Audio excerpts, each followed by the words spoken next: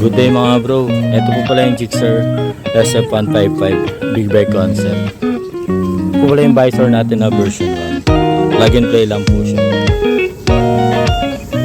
Tapos naka-tornilyo po yan dito. Yung fitting niya parehas lang sa stock. Ayan. Bali tatanggalin po yung stock na ito.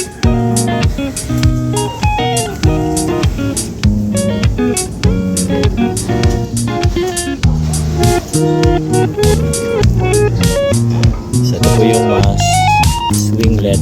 May lagay na po siya na ito. Tapos yung side fender natin. Install din tayo ng front extension. Maganda ito plug and play. Wala nang bubutasan. Dito siya nakatornilyo sa ilalim nito. Maganda yung pabawas putik po sa makina saka sa elbow pipe. Hindi agad kalawakan. So ito po yung winglet natin sa side folding. Tapos ito po yung dual slider. Plug and play lang po yan. Nag-install din tayo ng engine extension. Kaya walang butas yung makina. Pampalaki lang sa tignan ng makina.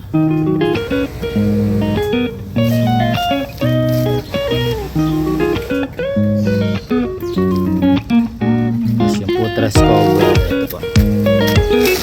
Maganda lang sa tignan. So ito po yung modified seat cover natin. Maganda to, may stopper na siya, tapos may sandalan. Magandang klase po yung tela ginamit natin dito. So ito po yung modified natin na box bracket. Plug and play lang po siya. Ganyan po siya pa nakakabit.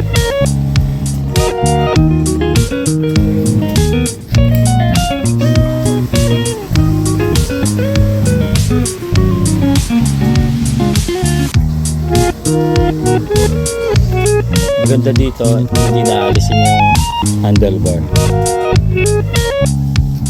Plug and play lang po siya. Ito po yung tail air scoop natin. Pampalapad po siya.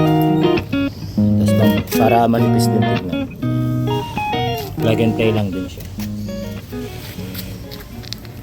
Tail air scoop. Tapos ito po yung underneath with plate holder. Plug and play lang din po siya. Gawa po ito sa fiber. Tapos bendable siya. Maganda to, walang space sa ilalim. Walang wow.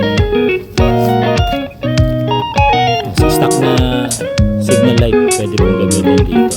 Wala nang babaguhin sa wiring. Lahat siya may install. Pati yung sa plate light. Tapos ito po pala yung mudguard natin. Plug and play lang din siya.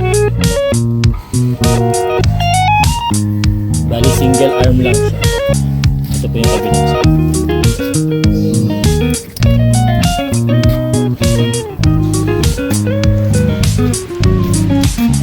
Ito yung makina. Wala po siyang butas.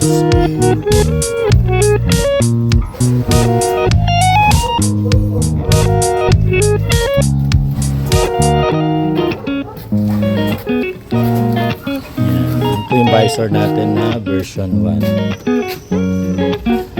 Ito yung version, ito yung clear color. Tapos yung mas visor natin na version 2 yan. Mas mahaba siya. Saka mas malapad.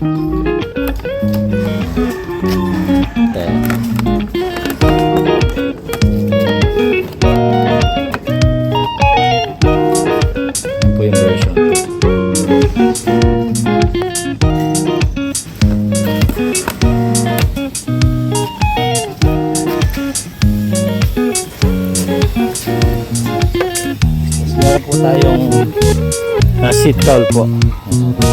Inspired po yan sa GXX 1000. Medyo hawig siya ng konti. Ito po yung seat cowl natin na version 2.